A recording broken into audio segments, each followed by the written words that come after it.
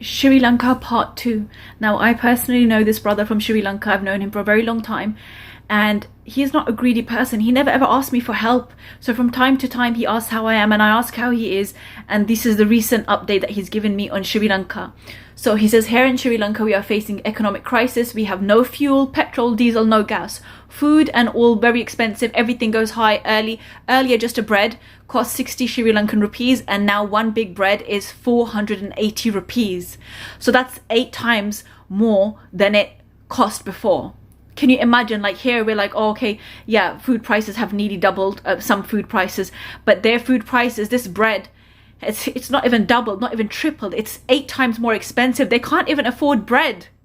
And I've done my research on this as well, and it's making me very, very emotional because I just can't believe it. Like, subhanallah, yes, we speak about Palestine, we speak about Kashmir, we speak about the oppression in India, and we speak of this, and we should speak of this. We speak of the oppression in Syria. I just don't understand why I haven't seen any of us, including me. Like, how could we be so blind? This is going on in Sri Lanka and we are silent. Please tell me that someone is out there on the ground and someone is helping them. And if someone is not, then we need to start now. 1 litre of petrol was 170 rupees and now it's 480. We're like dying in the UK and we're going, oh my gosh, like fuel has like doubled.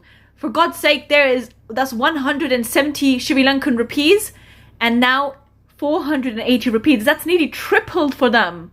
They can't even use transport. There's no point of having transport if they can't afford the fuel, or they can't reach.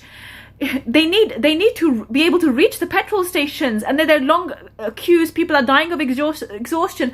How are they gonna? Firstly, how are they gonna afford that? It's nearly tripled. Secondly, they need transport to get to the food places to begin with.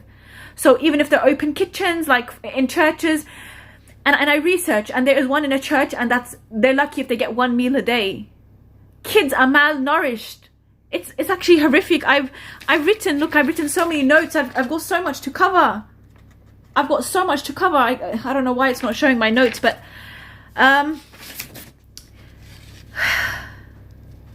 so one woman says, there are times I give my children milk and rice, but we don't cook vegetables. They're too expensive. And I'm going to put that up as well. I'm going to show you what the cost of food was before and what the cost of food is now.